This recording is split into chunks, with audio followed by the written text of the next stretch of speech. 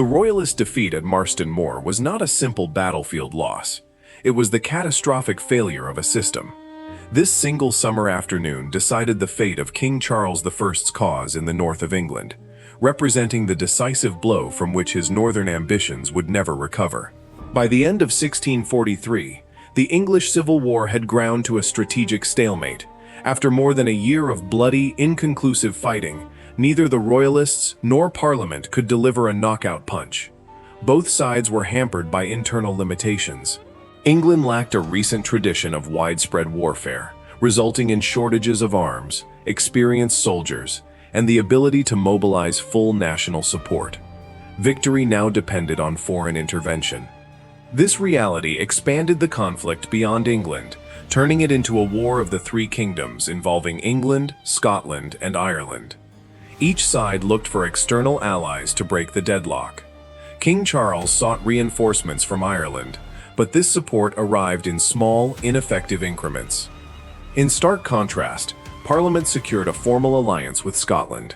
This brought the 20,000-strong Army of the Covenant into the war, a professional force that guaranteed the stalemate would be broken, setting the stage for a confrontation that would destroy the king's war effort in the north.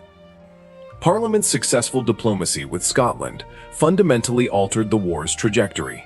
The alliance produced the Army of the Covenant, a force 20,000 strong under the command of the experienced General Alexander Leslie, Earl of Leven. On January 19, 1644, Leslie's army crossed the River Tweed into England, opening a decisive second front that the Royalist cause was ill-prepared to handle. This invasion directly threatened the king's most secure territory. Northern England, largely controlled by the Royalist Marquis of Newcastle, was a vital rear area. It was a primary recruiting ground, where loyal gentry raised men from their vast estates. Economically, the region was indispensable. Coal from the area around Newcastle upon Tyne was shipped out to pay for arms and ammunition. These crucial munitions were then landed by blockade runners, slipping past the superior parliamentarian navy to supply the king's main army in the south. The Scottish invasion now threatened to choke off this vital supply route and destroy one of the king's most important sources of recruits. The Marquis of Newcastle, a wealthy landowner who had personally funded much of the king's war, immediately responded. He raced his army north in a desperate attempt to hold the line of the River Tyne against the invading Scots. This necessary action, however, created a critical vulnerability. Emboldened by Newcastle's absence, the local Yorkshire parliamentarians, led by Lord Fairfax and his son, Sir Thomas Fairfax, saw their opportunity. On April 11th, they stormed the market town of Selby, destroying the Royalist field army Newcastle had left behind to cover the city of York. With the Royalist northern capital now in grave danger, all hope of halting the Scots was abandoned as Newcastle rushed southwards to save it. It was here that Alexander Leslie demonstrated his strategic worth. Rather than being distracted by minor sieges, he kept his main army intact and moved south at speed. By April 22nd, he had united with the Fairfaxes outside York, trapping Newcastle's army within the ancient walls and beginning the siege that would force a decisive confrontation. While the Allied armies converged on York, King Charles I found himself in a perilous position. By early 1644, his main Oxford army was trapped and on the defensive, held in check by far superior parliamentarian forces. A Royalist offensive toward London had been decisively defeated, leaving the king with dwindling reserves and no clear path to victory in the south. His strategic situation was deteriorating rapidly, forcing him to look for a dramatic, high-risk solution. That solution, in the king's mind, was his nephew, Prince Rupert. Viewed as a miracle weapon, Rupert was Charles's most trusted and aggressive general, renowned for his battlefield decisiveness. Despite the critical situation around Oxford, Charles ordered Rupert to break out, head north, and relieve the city of York. The mission was a profound gamble. Only Rupert's own regiments of horse and foot could be spared from the main army. He was therefore instructed to assemble a relief force as he went, gathering men from scattered Royalist garrisons.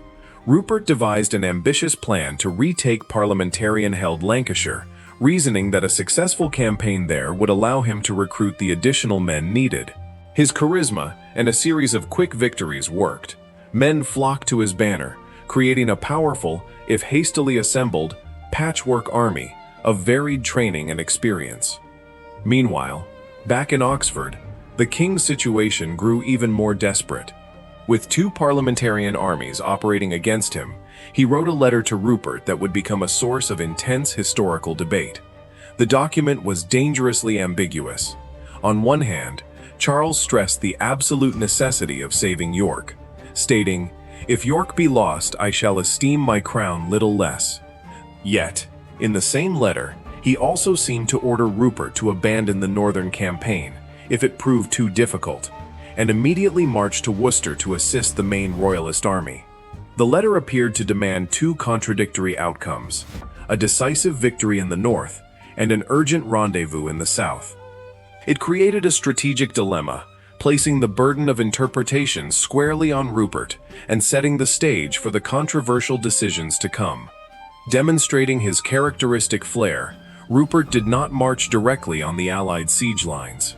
On June 30th, his army reached Knaresborough, west of York.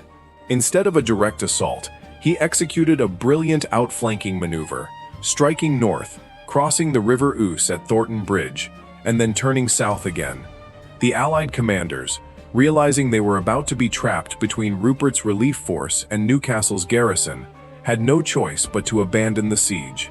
That night, Rupert's cavalry rode into York, relieving the city to the joy of its weary defenders. On the surface, the campaign was a spectacular success.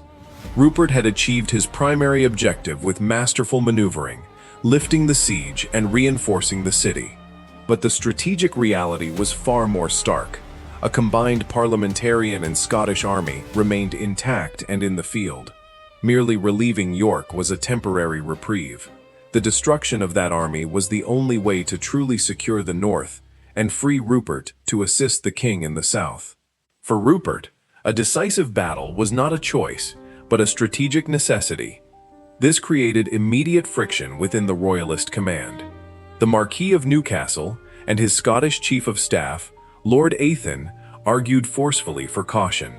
Having just endured a long siege, their men were exhausted and in no mood for an immediate fight. Athen, a professional soldier, was also reportedly hesitant to engage an army containing so many of his fellow countrymen. They advised resting the combined forces for a few days. Rupert, however, was driven by the king's letter, which he carried on his person. He interpreted its ambiguous phrasing, "If York be relieved, and you beat the rebels' army," as a direct command to seek and destroy the enemy now. To him, there was no alternative.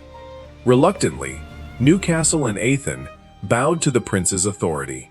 While the Royalist commanders debated, the Allied army did not flee.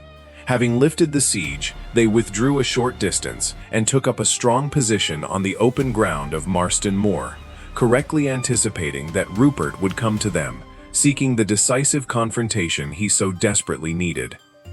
As the long summer day drew to a close on July 2nd, Prince Rupert made a fatal assumption. Believing it was too late to begin a major engagement, he concluded the battle would be fought on the morrow. His troops, weary from being on the move since early morning, began to stand down for the evening. But the Allied commanders, occupying a strong defensive position on a low ridge overlooking the moor, saw an opportunity in the Royalist complacency.